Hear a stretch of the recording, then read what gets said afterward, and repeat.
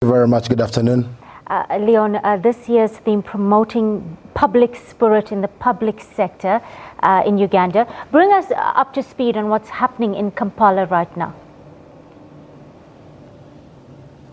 Well, World International Day in Kampala has been celebrated quite calmly. The celebrations in Uganda were actually about 200 kilometers away from the capital, Uganda, in a district called Sembabuli. Now, that is where most of the public servants converged today to celebrate this day. And President Yoweri Museveni himself was there to address the public servants. But the theme for Uganda entirely was about how public servants should bear the more interest in serving the public. Uganda's public service has been badged with a lot of issues, including poor pay, corruption, and negligence at the jobs, which, of course, brings down on the level of service for many of the Ugandans. And today's celebration was entirely about pull up your socks and try and be effective in these particular areas in which you serve the nation.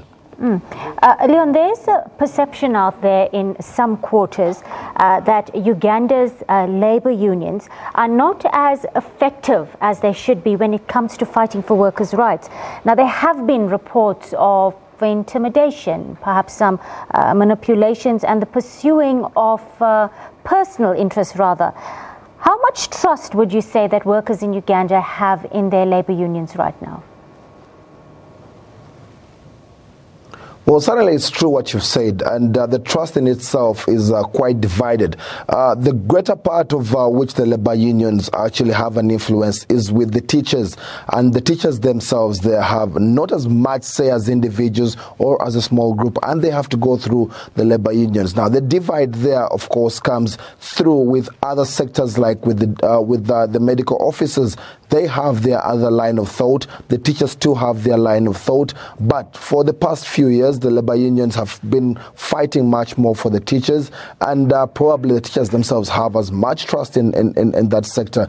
But on a holistic point of view, not as much have Ugandans subscribed to the labor unions, and because of the independence of the job sector in itself, the independence of how people get the jobs within this country, leaves little to give of the labor unions within Uganda and how effective they are. Of course, the personal issues will come through, in which leaders of these particular unions and their political affiliations to wherever they belong influences the decisions they make, influences the push they would probably have for the needs of the workers in the country. So definitely little trust there is within the labor unions, but it is entirely a difference of opinion and division of where exactly you fall as a doctor, as a teacher, as a medical officer or an engineer.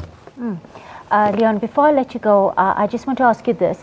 Uganda is set to introduce a new tax on social media users in July, we understand, to increase revenue.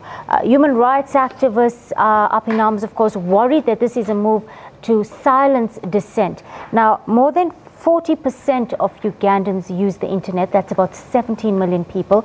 22 million mobile phone subscribers. We just want to get a sense of what the general public reaction has been to the news, and whether this will follow the route of litigation, or perhaps we're going to see pressure on MPs first to voice dissatisfaction.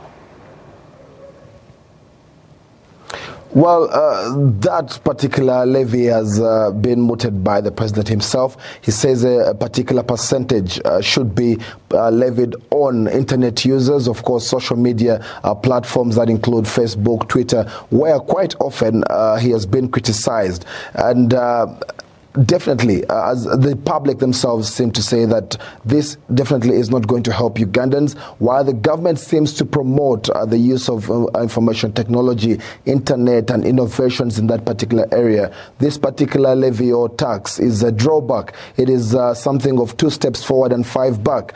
And of course, the public sector is definitely against this, but the legislators too, do they quite understand what exactly they're going into? Do they quite understand how much much influence it's going to be on the general public in itself. Probably that is also left to debate. But even still, this is a proposal that is yet to be that is yet to come through. It's a bill that is coming through in Parliament, and once it comes through, then definitely it will start as early as 1st July. But it's not the kind that is in the right direction, and several legislators, several people within the innovation world, several people within the technologies have definitely been against it. Leon, we just want to understand what the expectations of workers in Uganda are like right now, what it looks like. Last year, the president gave some indication on Twitter, I believe, that he was going to try and increase the salaries of public servants, but that hasn't come to fruition.